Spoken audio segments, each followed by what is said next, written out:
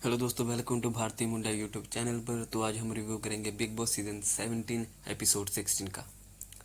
तो जैसे कि आपने प्रोमो में देखा होगा, प्रोमो में हमें दिखाया है कि कपल्स के बीच में दरार आ गई है। आनी बनती थी क्योंकि कपल्स कुछ भी, खासकर एक कपल तो बिल्कुल कंटेंट नहीं दे रहा है। कंटेंट के नाम पर वो ओवर एक्टिंग कर रहे हैं, जो बहुत ही गंदी लग रही है, बहुत ज़्यादा गंदी लग रही है। मत करिए आप, ऐश्वर्या और नील मत करिए। उन्हें लग रहा हम कंटेंट दे रहे हैं, एक वो उसका क्यूटनेस, उनकी अपनी ऐश्वर्या मैडम की क्यूटनेस।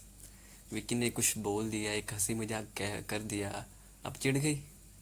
अरे चिढ़ने वाली कोई बात नहीं थी, मैं तो पूरा विक्की के साथ हूँ भाई। चिढ़ने वाली कोई बात थी नहीं जिस पे वो चिढ़ गई। वो अकेले में जाके, अगर आप चिढ़ गई, अगर आपको जोक गलत लगा तो आप उसी वक्त बोल दो विक्की भैया प्लीज़ नो। वो नहीं करेगा, वो समझदार है बंदा, वो नहीं करेगा। और आप अकेले में नील को जाके ये बोल रही है कि आप कुछ क्यों नहीं बोल रहे, आप उनके साथ हंस रहे हो। और ये जो कॉपी करती है ना, ये कार्टून सी जो बनती है, बेचारे को चिढ़ाती है, ये पंप देती है, लड़ो लड़ो जाके, कुछ नहीं कर रहा तू, ये पंप लेट हो जाएगी। ये लड़कियां ही सब कुछ कराती हैं मर्द से। जैसे कि अब अब अगले सीन में ये बैठे होते हैं, बात नॉर्मली बात कर रहे होते हैं, अपने विकी भैया अंकिता से पंगे ले रहे होते हैं। तो उधर शब्द आता है पीड़ित पति। तो इधर से ये मैडम बोलती है पीड़ित पति, और ये विकी भैया कहते हैं मैं अकेला नहीं हूँ, यहाँ और भी हैं, दो जाने हैं जो पीड़ित हैं। तो उधर से मैडम हमारी बोल पड़ी कि नहीं, मेरा पति पीड़ित नहीं है, आप भी पीड़ित हो। तो इतने में वो प्यार से बात कर रहे थे, प्यार से बात कर रहे थे। इधर से मैडम पहली जो भरी पड़ी है, 14-15 दिन से भरी पड़ी है, बिग बॉस ने इन्हें पंप दे दे के कि आप कुछ कर नहीं रहे, कुछ कर नहीं रहे। और वाकई में ये पंप से भरी पड़ी, तो इन्होंने लड़ाई कर दी बेवजह। नॉनसेंस नॉनसेंस टॉपिक था, बहुत ही गंदा टॉपिक था।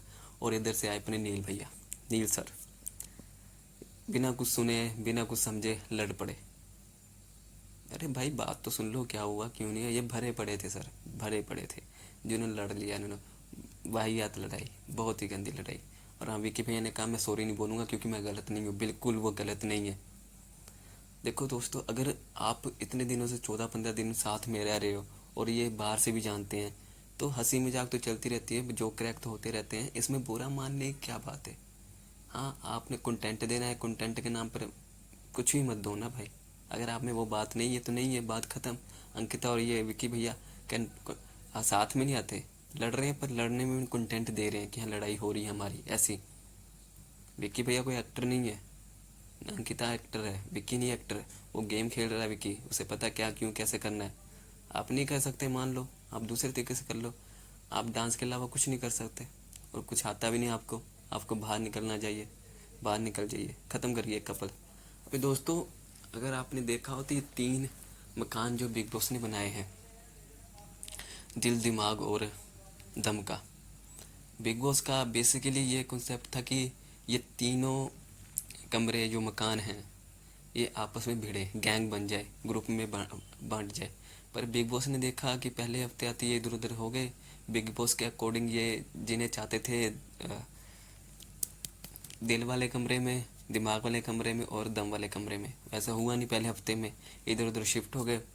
दूसरे हफ्ते में बिग बॉस ने खुद ही कर दिया कि आप इधर रहोगे, आप इधर रहोगे, आप इधर रहोगे। इसको समझो। तो वो चाहते थे ग्रुप बन जाए, पर ग्रुप कैसा बना कि विकी भैया ने जब ये कमरे शिफ्ट हुए, विकी भैया ने तुरंत दिमाग लगाया कि बिग बॉस ग्रुप बनाना चाहता है। और इधर से मुनावर को भी पता था कि बिग बॉस ग्रुप बनाना चाहते हैं, पर दम वाले कमरे को कुछ नहीं पता था क्यों हो रहा है, कैसे हो रहा है। बिल्कुल नॉनसेंस बात थी। दम वाले तो अपने में खोए रहते हैं, कुछ करते ही नहीं वो। तो मुनावर और विकी ने बहुत कोशिश की ग्रुप बन जाए, अपना अपना ग्रुप वो बना ले। पर कुछ घर वाले, सभी घर वाले इन दोनों को छोड़कर वो ग्रुप बनाना ही नहीं चाहते। जैसा कि बिग बॉस चाहते हैं, ग्रुप बन ही नहीं रहा। वो इधर से उधर कर रहे हैं, ग्रुप बिल्कुल नहीं बन रहा।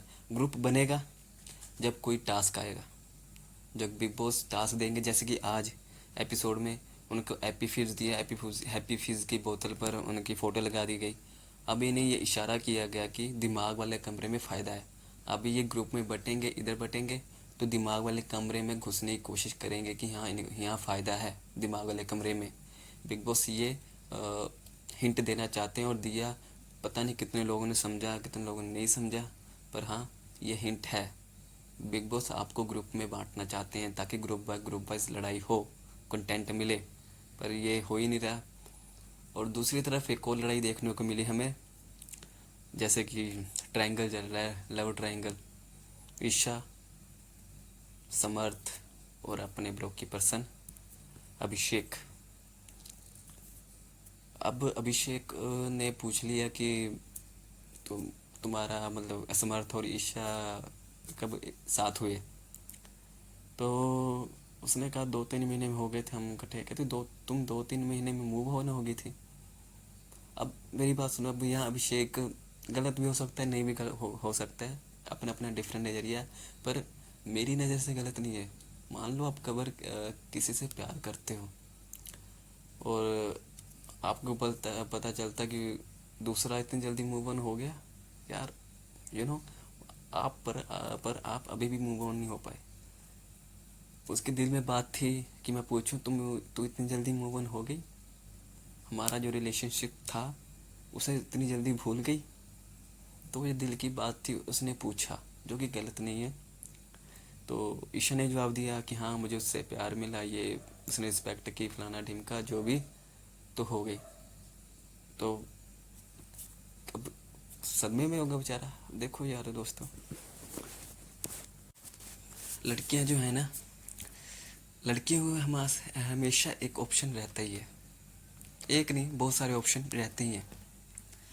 जब वो अकेले कभी नहीं रह सकती, उनके पास एक सहारा जरूर होता है। और हम जैसे लड़कों के पास कुछ भी नहीं होता है भाई, कोई नहीं होता। हमें अकेला ही रोना पड़ता है, हमें अकेला ही देखना पड़ता है, हमें अकेला ही मूव ऑन होना पड़ता है। हम किसी को बता भी नहीं सकते। तो लड़कियों के पास एक एडवांटेज हमेशा रहती है कि उन्हें कंधा मिल ही जाता है, तो वो जल्दी मूव ऑन हो जाती है और भूल जाती है अपने प्यार को, जितने मर्जी पुराना प्यार हो, जितना मर्जी पुराना प्यार हो। तो ये बात चल रही थी, ये बात हमारे समर्थ ने सुन ली, जो करंट बॉयफ्रेंड हैं ईशा के। वो आए, भाई बात करनी है तुझसे, आजा बाहर। बात करी उन्होंने। पता नहीं क्यों ये सब कुछ ड्रामा फेक लग रहा था, जानबूझ कर लड़ाई क्रिएट की गई। तूने माँ पे गाली की दी, गाली गलौज चली जो चली। ये उड़ उड़ के आ रहे थे। फिर अनुराग डोवाल हमारे यूके राइडर, उन्होंने कहा छोड़ दो, लड़ने दो, कुछ होगा। कुछ नहीं लड़ेंगे, उछल रहे, लड़ने दो। छोड़ दिया, गए, लड़े ही नहीं। क्या सीन था, मतलब लड़ लेते ना, इतने उछल रहे थे, मारने पीटने की धमकियां दे रहे थे, ये कर दूंगा वो कर दूंगा तेरी, गालियां दे रहे थे। जब छोड़ दिया तो क्यों नहीं किया, तब तो प्यार से बात कर रहे हैं। तो यहाँ अनुराग ने दिखा दिया कि फेक कर रहे हैं, ये सब स्क्रिप्टेड है। बाकी घर वाले समझ के छोड़ दो, अब कोई फ़ायदा नहीं इनमें। फिर ये सब हुआ तो वाकई भी स्क्रिप्टेड लग रहा था। एक तरफ अंकिता अपने लव स्टोरी के बारे में बता रही थी, चलो नाम तो नहीं बताया बिग बॉस ने, सुशांत सिंह राजपूत। जितना सुन के लगा, जितना हमने समझा, वो सुशांत सिंह राजपूत के बारे में बता रही थी कि कैसा बंदा था। 7 साल उनका रिलेशनशिप रहा, जो टूटा। बहुत अच्छी बॉन्डिंग लग रही है उनके बीच, अंकिता और मुनावर के बीच बहुत अच्छी बॉन्डिंग लग रही है। मुनावर को देखना है कितना ट्रस्ट करना है, कितना ट्रस्ट नहीं करना। मुनावर को बिग बॉस ने एक हिंट भी दिया, जैसे सलमान खान ने वीकेंड के बारे में समझाया कि दूर रहो, इतना पास मत जाओ मुनारा के, तो वो बंदा दूर दूर रहने लगा। तो बिग बॉस को ये पता चला कि ये बात नहीं कर रहा मुनारा से, डिस्टेंस मेंटेन कर रहा है। तो बिग बॉस ने दोनों को बुलाया कन्फेशन रूम में और पंप दे दिया कि ऐसा कुछ नहीं होता, बात करो। तो हम अब बात कर रहे हैं। फिर मुनावर ने अपने सीक्रेट कुछ बताया कि मेरी बार एक्स है और मेरा 5 साल का बच्चा भी है, अपनी फीलिंग सब शेयर की। पर वो सुनते ही मनारा का चेहरा देखने वाला था, वो शौक थी कि क्या पता नहीं एक्टिंग कर रही है या कुछ भी कर रही है, फीलिंग्स है कि नहीं है। अब ये सब एक्टर हैं, पता नहीं चलता ये एक्टिंग कर रहे हैं रियल कर रहे हैं, धीरे धीरे पता चलेगा। और आज का एपिसोड यहीं ख़त्म करते हैं। धन्यवाद, बहुत बहुत शुक्रिया, लव यू।